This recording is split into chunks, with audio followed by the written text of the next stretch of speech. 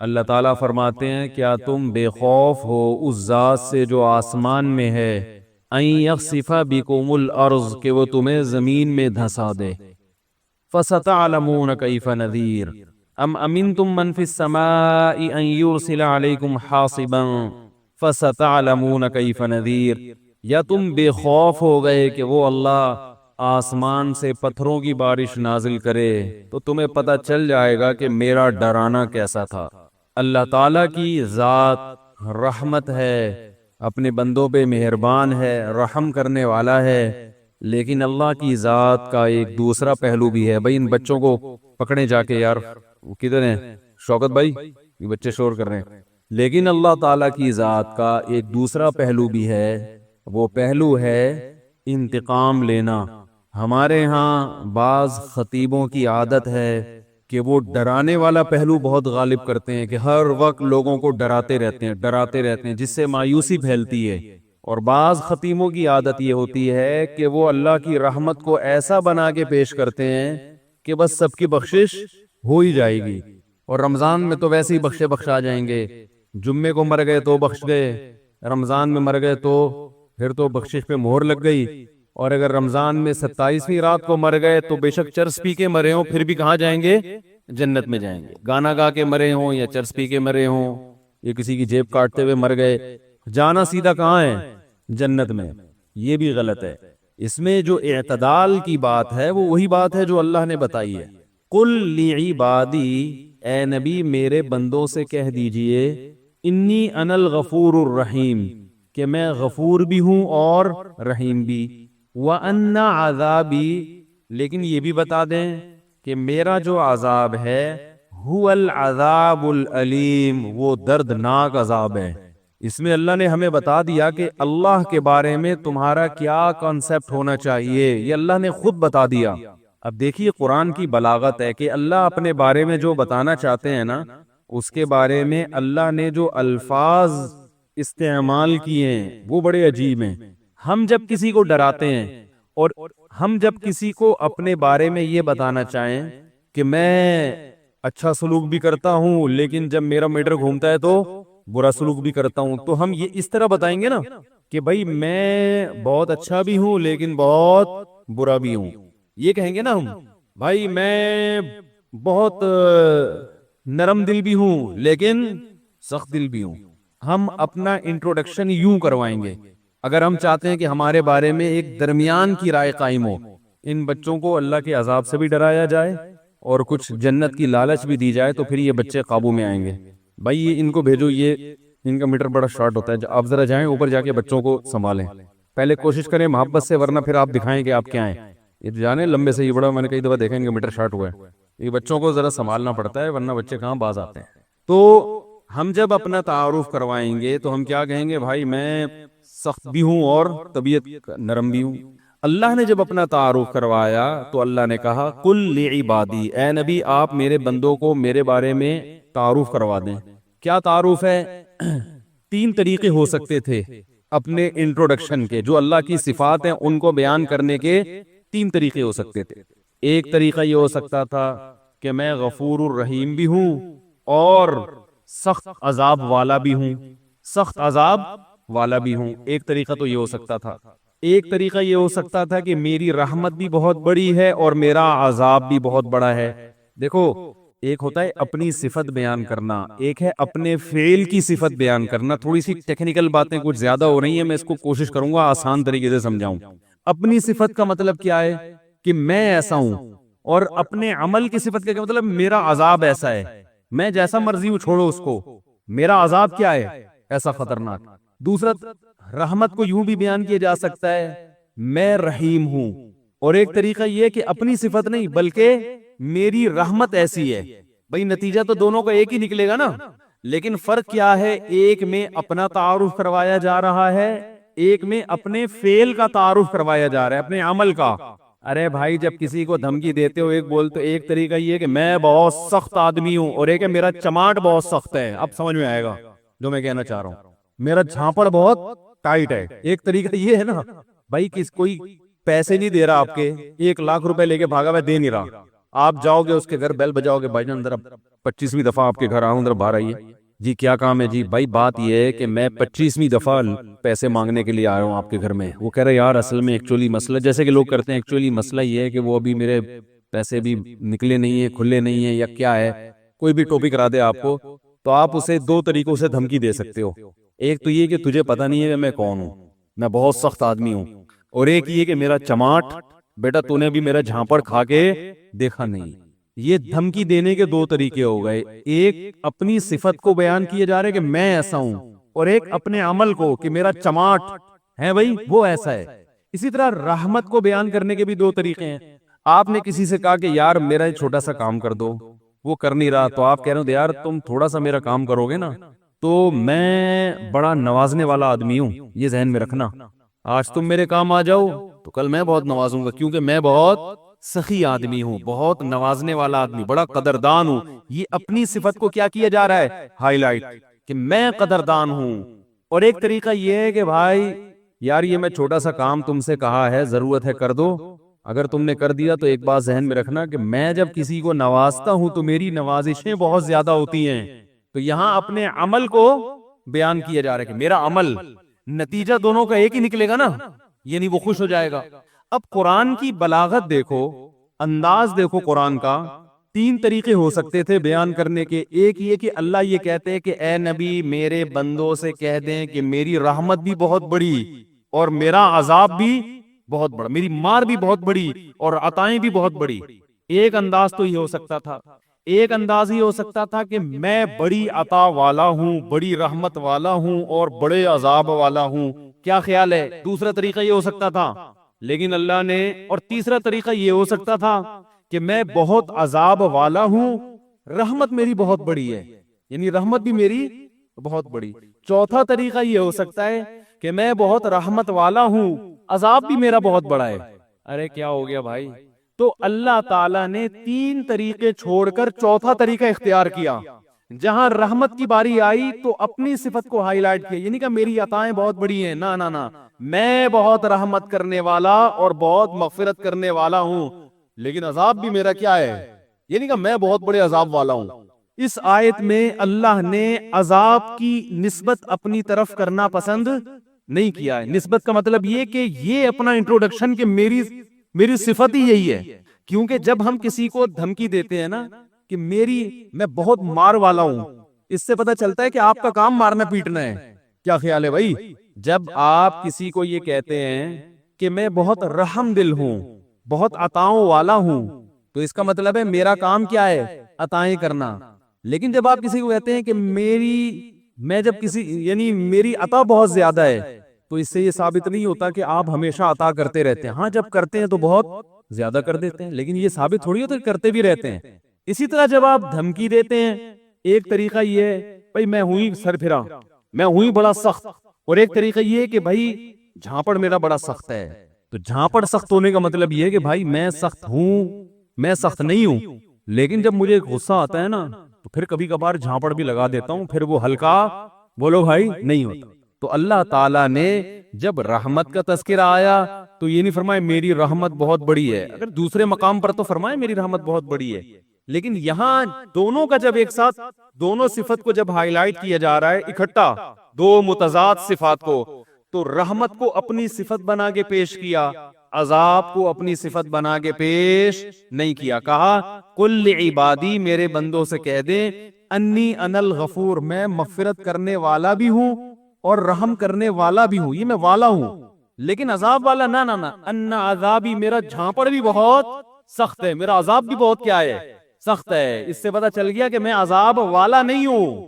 آئے ہائے ہائے، بہت مشکل ہے سمجھانا بھائی، میں عذاب والا نہیں ہوں، لیکن کبھی کبھار جب عذاب دیتا ہوں تو پھر ہلکا جھانپڑ بھی لگا دیتا ہوں میں کبھی کبھار، پھر وہ جھانپڑ بہت سخت ہوتا ہے، وہ مکہ بہت سخت ہوتا ہے، وہ عذاب کا کوڑا بہت سخت ہوتا ہے۔ اس میں اللہ نے اپنا انٹروڈکشن کروایا، تین طبقوں کو غلط قرار دے دیا اس میں اللہ نے، وہ طبقے جو ہر وقت اللہ کی رحمت ہی کو بیان کرتے ہیں اور لوگوں کو یعنی بے خوف کر دیتے ہیں کہ بس سب کی مغفرت ہونی ہے، رمضان میں مر گئے چرس پی کے مر جاؤ، کچھ بھی کر کے مر جاؤ، یتیم کا مال کھا لو، بہنے کی وراثت دبا کے بیٹھے ہوئے ہو، حج بھی کر جاؤ گے سب معاف ہو جائے گا، اور جناب مہر کھا گئے، اور جناب وہ ابا سے بھی تمیز سے بات نہیں کر رہا، اماں سے بھی تمیز سے گانے بھی گا رہے ہیں، اور پتہ نہیں کیا کیا ہو رہا ہے. بس اللہ بڑا غفور رحیم ہے، یہ تسبیح پڑھ لو وہ تسبیح پڑھ لو اور اللہ تو معاف کر دے گا، سب کچھ معاف کر دے گا، بس حقوق العباد معاف نہیں کرے گا.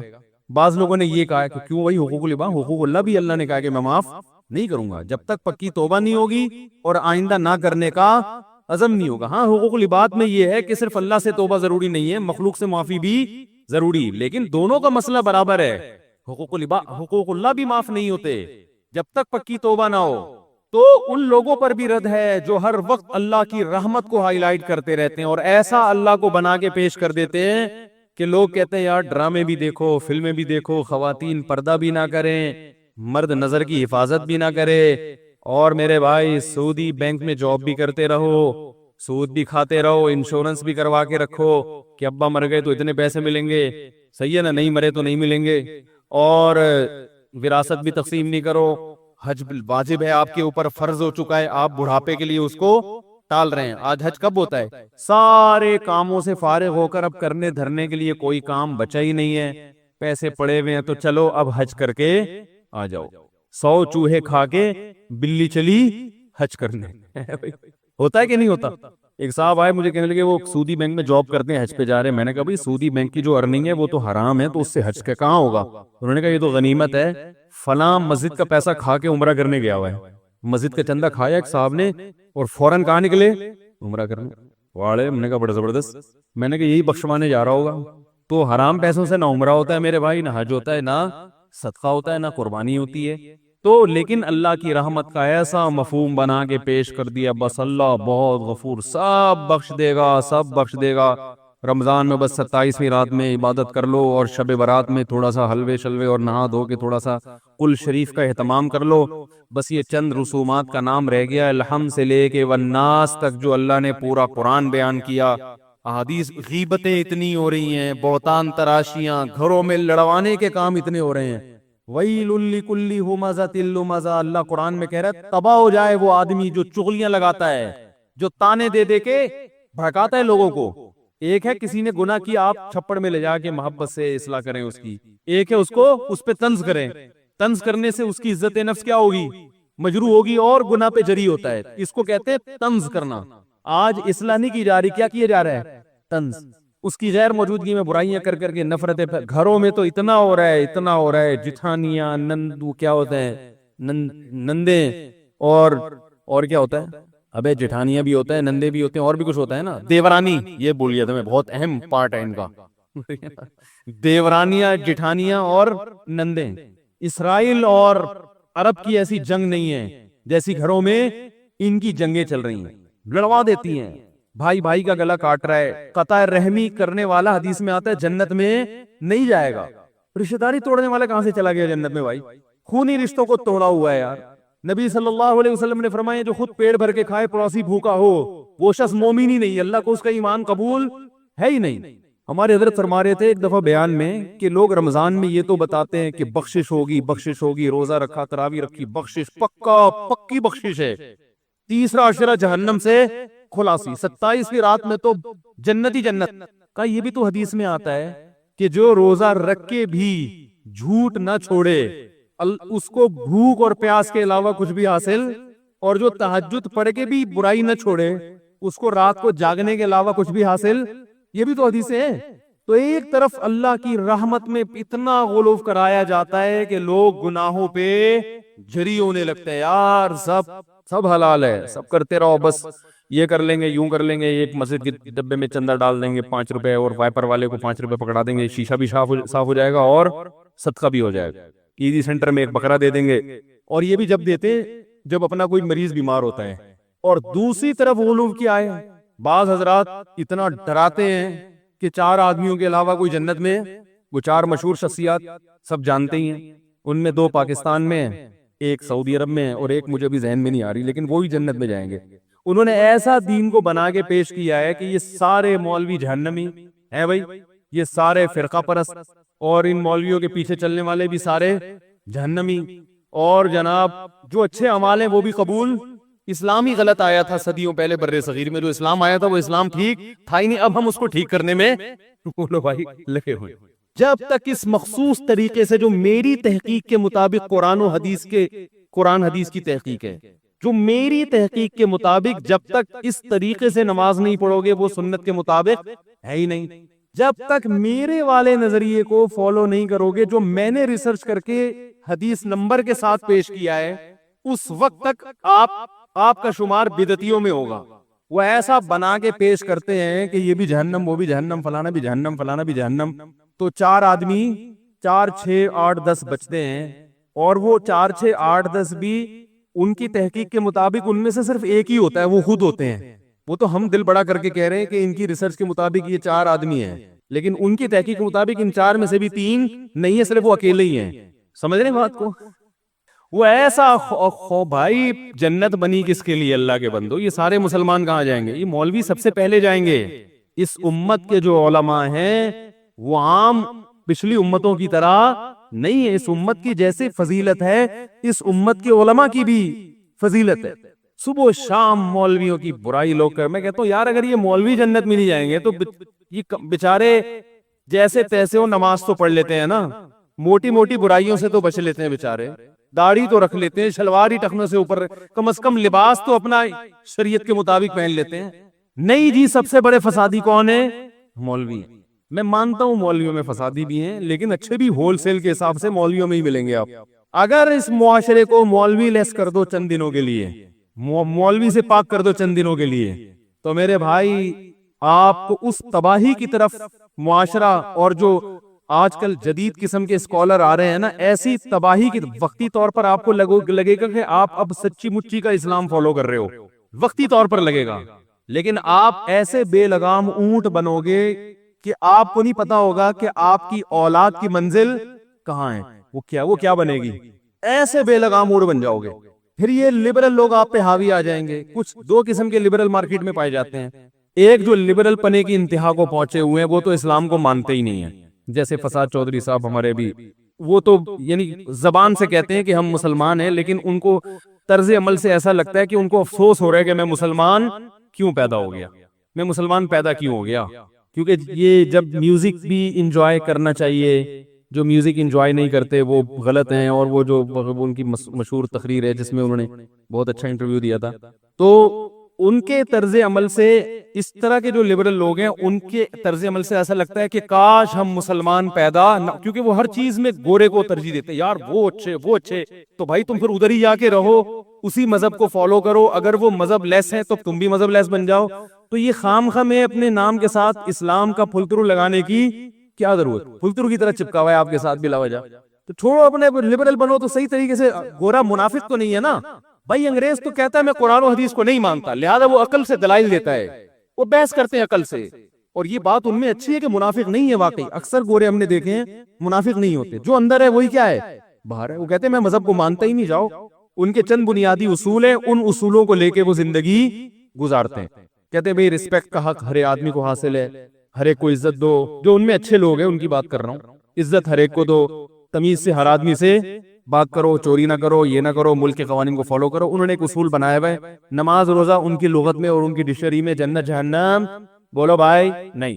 تو آپ بھی ایسے بن جاؤ، خام میں اسلام کا نام لے کے آپ جناب وہ نہ ادھر کے نہ ادھر کے. دوسرے لبرل وہ لوگ ہیں کہ وہ مسلمان تو کہتے ہیں اپنے آپ کو اور ان کو اسلام سے محبت بھی ہے، لیکن ان کو اسلام ایسا چاہیے جو انگریزوں کو بھی پسند ہو. سمجھ میں آ رہی ہے بات؟ تو اب ایسا اسلام تو نازل ہوا نہیں جو انگریزوں کو کیا ہو، اس طریقے سے پسند ہو. تو وہ یہ کوشش کرتے ہیں کہ یہ پرانے والے اسلام کو کاٹ چھانٹ کر کے نیا بنا دیا جائے، جدید تقاضوں کے مطابق بنا دیا جائے. تو اس ٹائپ کے لوگ بھی ہیں جو آپ سنتے ہی ہیں یوٹیوب پہ، اس ٹائپ کے لوگ بھی آ رہے ہیں کہ بھئی اسلام کو اب کیا کرنا چاہیے. بولو نا بھائی، تھوڑا چینج کرنا چاہیے. چینج کا مطلب یہ کہ یہ پردہ ایکچولی اصل میں آنکھوں کا ہونا چاہیے. داڑھی اصل میں وہ تو ایک کلچر تھا، تو وہ داڑھی واڑی تو کچھ بھی نہیں ہوتا. سنت کوئی رکھنا چاہے تو ٹھیک ہے، اصل تو اسلام یہ ہے کہ لوگوں سے محبت سے پیش آؤ. تو یہ تو قادیانی بھی کہتا ہے بھائی لوگوں سے، انگریز بھی کہتا ہے، ہندو بھی کہتا ہے لوگوں سے محبت سے پیش آؤ. نماز پڑھ لو، بہت اچھی بات ہے. ایک نماز چھوڑنے والے کو حکومت سزا بھی دے، کوڑے بھی لگائے. اسلام میں تو یہ نہیں کہ حکومت بے نمازی کو کیا دے گی، مسلمان کو سزا ملے، غیر مسلم کو نہیں، مسلمان کو سزا ملے گی اسلامی حکومت میں. نہیں یہ سزا وزا نہیں ہوتا. تو انہوں نے اتنا زیادہ ماڈرنزم کی طرف گئے. دیکھو اسلام ماڈرنزم کے خلاف نہیں ہے, یہ ذہن میں رکھو, لیکن جو یہ لوگ ہمیں جس قسم کا ماڈرن بنانا چاہتے ہیں وہ ماڈرنزم ہے جو اسلام کے بالکل, وہ ماڈرنزم ہے بھی نہیں, وہ بے حیائی اور عیاشی کو انہوں نے ماڈرنزم کا نام دیا ہوا ہے. دیکھو اسلام اگر ماڈرنزم کے خلاف ہوتا تو نبی صلی اللہ علیہ وسلم نے, نبی کے دور تک بھی تو کچھ ترقی ہو چکی تھی نا. حضرت آدم علیہ السلام جب دنیا میں آئے تھے اس وقت تو پہیا بھی نہیں تھا, اس وقت تو یہ تلواریں بھی نہیں تھیں, اس وقت تو پتہ نہیں ڈنڈوں سے لڑتے ہوں گے یا کیا کرتے ہوں گے, کچھ بھی نہیں تھا نا, کوئی فیکٹری نہیں تھی, تو تلوار کہاں سے بنے گی. لیکن نبی کے دور میں تلواریں استعمال ہوئی ہے نا لڑائی میں, توپوں کا استعمال بھی ہوا ہے, تو یہ اس دور کی ٹیکنالوجی تھی کہ نہیں تھی, تو نبی نے اس ٹیکنالوجی کا بھرپور استعمال بولو بھائی کیا ہے, اور صحابہ نے اس سے زیادہ ٹیکنالوجی کا استعمال کیا. صحابہ نے تو منجنیق بنائی, سمندری بحری بیڑے بنائے, اور اس زمانے میں نقشے کیسے پڑے جاتے تھے اس کا علم سیکھا گیا کہ ہم کسی ملک سفر کرنا چاہیں تو میپ کیسے بنایا. محمد ابن قاسم جو تھا نا, سندھ آیا تھا, اس نے پورا نقشہ پڑھا تھا. ایک دفعہ کہا جاتا ہے کتابوں میں لکھا ہے اس نے پورا نقشہ پڑھا اور اسی نقشے کو محفوظ کر کے سندھ پہنچائے. تو یہ بھی تو ٹیکنالوجی تھی نا. تو یہ والا جو ماڈرنزم ہے اسلام اس کے خلاف نہیں ہے, اس کے بالکل خلاف نہیں ہے اسلام.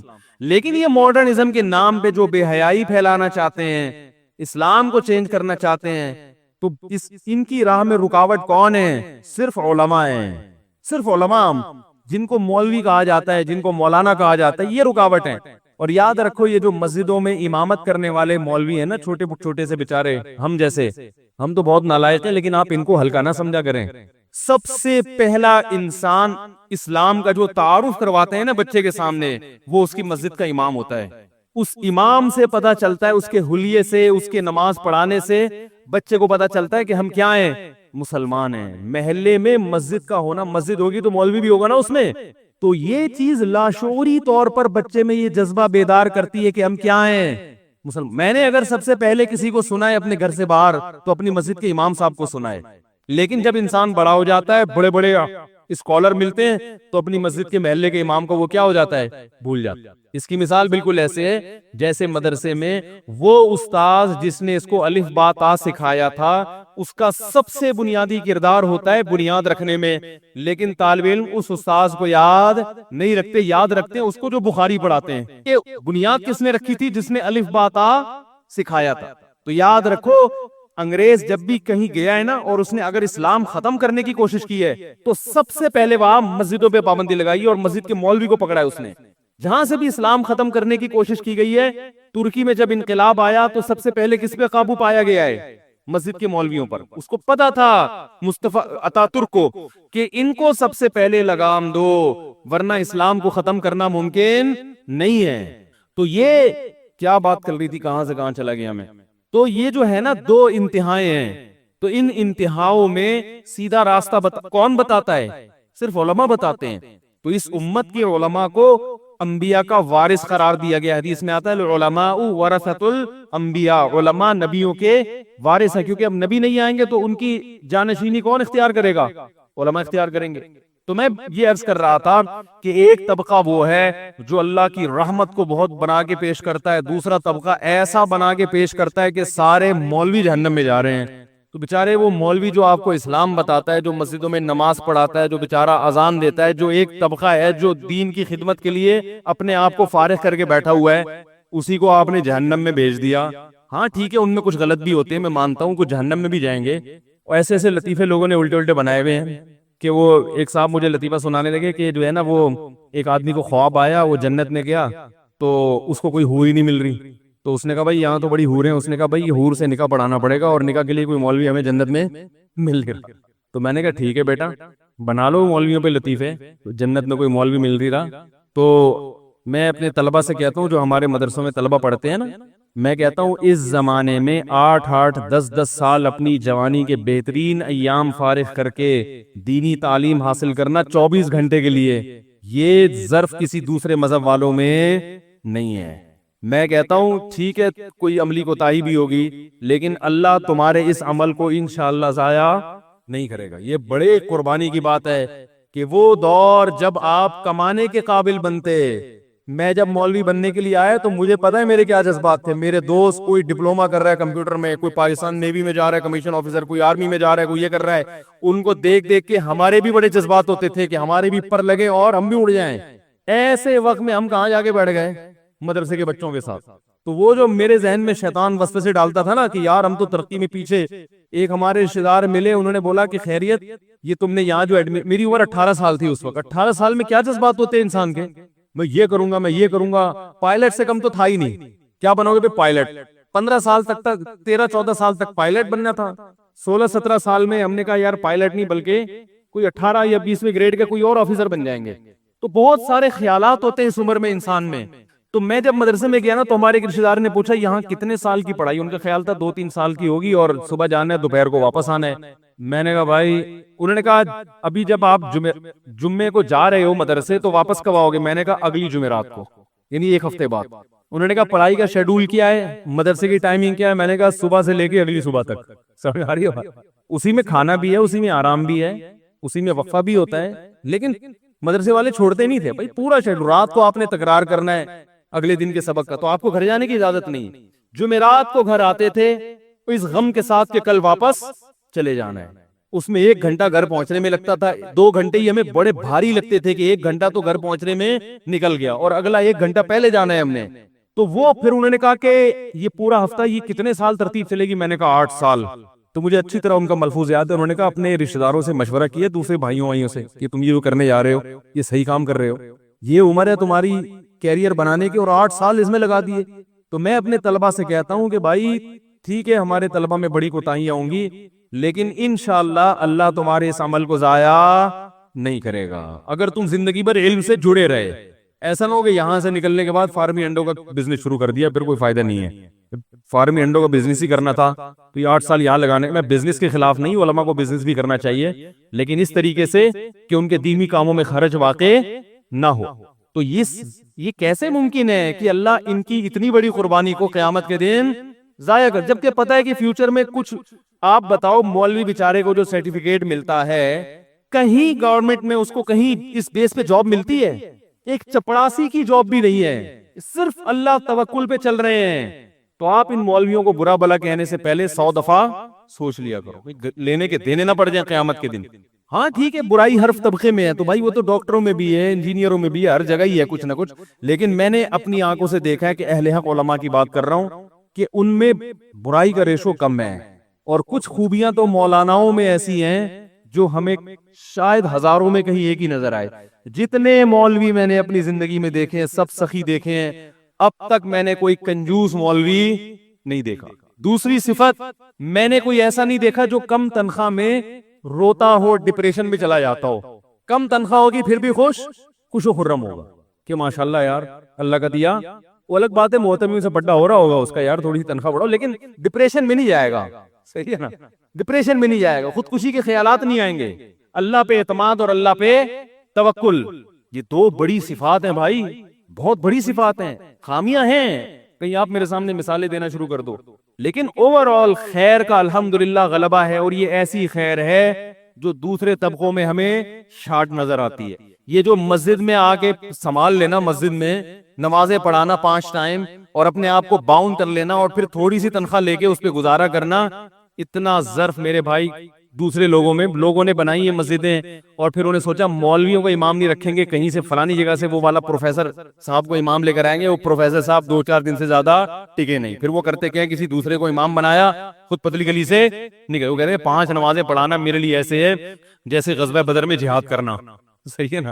تو یہ بڑی مسجدوں میں قاریوں کو, حضرت مفتی ابو لبابہ صاحب ترکی کا دورہ کر کے آئے, وہاں کچھ تھے لوگ, مفتی صاحب نے دیکھا وہ 2 گھنٹے پڑھاتے ہیں وہاں پہ بچوں کو قرآن, ٹھیک ٹھاک تنخواہیں لے رہے ہیں. تو مفتی صاحب نے کہا ہمارے ہاں انڈیا, پاکستان اور برما اور بنگلہ دیش, ان میں آ کے قاریوں کو دیکھو ذرا, 8-8, 9-9, 10-10 گھنٹے پڑھا رہے ہوتے ہیں بچوں کو, اور پوری زندگی اسی میں لگا دیتے ہیں, اور تنخواہ 8,000, 9,000, 10,000. یہ اچھی تنخواہوں کی بات کر رہا ہوں. انہوں نے کہا یہ کیسے ممکن ہے؟ انہوں نے کہا یہ جذبہ ہے کہ بھائی ہم نے پوری زندگی کیا کرنا ہے, قرآن کی تعلیم کو عام کرنا ہے. اللہ تعالیٰ ہمارے دادا کی مغفرت کرے. میرے دادا نے سہارنپور میں 60 سال ایک جگہ بیٹھ کر بچوں کو قرآن پڑھایا ہے, حفظ کروایا ہے. 60 سال تک صبح سے شام کام کیا تھا. بولو بھائی, حفظ کروانا. وہ بھی کیا تھے؟ مولوی. نہیں یاری بات میرے خیال. 60 سال تک صرف کام کیا تھا؟ ایک جگہ 60 سال گزار دینا پوری زندگی ہو گئی نا. یہ آسان کام نہیں ہے. لیکن بھئی یہ خوش ہے, مطمئن ہے کہ میرے سے اللہ کیا لے رہا ہے؟ قرآن کی خدمت. تو آج بھی آپ کو ملیں گے, بہت لوگ ملیں گے آپ کو ایسے.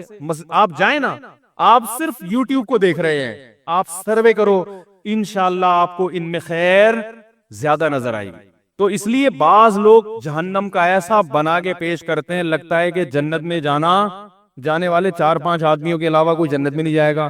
اور ایسا اللہ کے عذاب سے ایسا ڈراتے ہیں, یعنی جہاں شریعت نے گنجائشیں رکھی ہیں اس کو بھی اتنا سخت بنا. ایک صاحب جماعت کی اہمیت پہ بیان کر رہے تھے کہ جماعت کی نماز اتنی ضروری ہے, اگر نہیں پڑھی جماعت سے تو یہ ہو جائے گا. اور اگر تم, بس کیا بتاؤں میں نے کہا یار انہوں نے, جماعت کی بڑی اہمیت ہے اسلام میں, لیکن حضرات فقہا نے قرآن و سنت ہی کی روشنی میں کچھ آزار بیان کیے کہ بھئی یہ عذر ہے تو جماعت سے نماز چھوڑ سکتے ہیں. میں نے کہا یہ اتنا سخت بنا کے انہوں نے پیش کر دیا کہ اب جماعت سے نماز پڑھنا لوگوں کے لیے آسان نہیں بلکہ مشکل. لوگ کہیں گے یار یہ تو ہمارے بس میں ہے ہی نہیں. حالانکہ فقہا تو دین کو زیادہ سمجھتے ہیں نا. انہوں نے بتایا کہ بھئی یہ آزار ایسے ہیں, آپ کو شدید بھوک لگ رہی ہے, آپ کے سامنے کھانا آ گیا, اب آپ کو ڈر ہے میں نماز پڑھنے جاؤں گا تو کھانا ٹھنڈا ہو جائے گا, تو آپ جماعت سے نماز چھوڑ سکتے ہیں. جہاں شریعت نے گنجائشیں دی ہیں وہ گنجائش دینی چاہیے, بلا وجہ نہ چھوڑیں. اور ایسا ہی بھی نہ ہو کہ روزانہ اسی ٹائم پہ کھانا پکوانا شروع کر دیں. رشوت کے معاملے میں کہیں شریعت نے گنجائش دی ہے کہ آپ پہ ظلم ہو رہا ہے تو ظلم سے بچنے کے لیے آپ رشوت دے سکتے ہیں, بہت ساری ہے. لیکن وہ رشوت پر بیان کریں گے تو ایسا کہ آدمی کہے گا بھائی میں تو کسٹم میں جو آدمی ہے وہ تو گیا جہنم میں. ویسے تو وہ ویسے بھی جنت مشکل ہی لگ رہا ہے مجھے بھی, میری اپنی رائے بھی یہی ہے, لیکن بعض کسٹم والے جنت میں بھی شاید چلے جائیں. ٹھیک ہے, وہ جو بیچارہ کنٹینر چھڑوا رہا ہے نا, کنٹینر چھڑوا رہا ہے, اس کو تو رشوت مجبوری میں دینی پڑتی ہے. وہ تو نہیں دے گا تو وہ تو کنٹینر قیامت تک اس کا وہیں کھڑا رہے گا. لیکن محترم نے رشوت کے خلاف ایسا بیان کیا کہ جہاں شریعت نے گنجائش رکھی ہے وہ گنجائش لوگوں کو نہیں بتائی. لوگ کہتے ہیں یار ہمارا تو بزنس ہی نہیں ہو سکتا, ہم تو کاروبار کر ہی نہیں سکتے کیونکہ یہاں تو جگہ جگہ کھانچے کھلے ہوئے ہیں. حکومت کے جو سرکاری جو لوگ ہیں نا, افسران منہ کھول کے بیٹھے ہوئے ہیں, ان کے منہ میں جب تک ہڈی نہ ڈالو بزنس ہو ہی نہیں سکتا. تو مفتی صاحب نے فتویٰ دے دیا کہ ہڈی ڈالنا جائز نہیں ہے, تو وہ پھر وہ کہتے ہیں یار جانا ہی جہنم میں ورنہ تو بھوکے مر جاؤ یہاں پہ. تو یہ ایک شریعت کا وہ پہلو ہے جو بہت, حقوق پر بات ہوگی تو والدین کے حقوق پر بعض لوگ بات کرتے ہیں, اتنا زیادہ خطرناک بنا کے پیش کر دیتے ہیں کہ انسان کہتا ہے بھائی میں ماں باپ کے حقوق ادا کر ہی نہیں سکتا. ایک مولوی صاحب نے تقریر کی, بولا ماں کا اتنا حق ہے, یہ ہو گیا تو جہنم, یہ ہو گیا تو جہنم, یہ ہو گیا تو جہنم. وہ پریشان, اس نے بولا بھائی میری اماں تو ویسے ہی مجھے صبح شام تنگ کرتی رہتی ہیں اور جھگڑا تو ہوتا ہی ہے. اب اسے جا کے اماں کو جان سے ہی مار دیا. اس نے بولا یار جان سے کیوں مارا؟ اس نے بولا بھائی ان کے حقوق ادا کرنا میرے بس میں. آج میں نے بیان سنا اتنے خطرناک حقوق ہیں, میں نے کہا حقوق کا اڈا ہی ختم کر دو بھائی, نہ یہ رہیں گی نہ ان کے حقوق رہیں گے. تو اتنا خطرناک بنا کے پیش کرتے ہیں, حالانکہ جہاں اسلام نے ماں باپ کے حقوق بیان کیے ہیں وہیں ایک باؤنڈری بھی کھینچی ہے.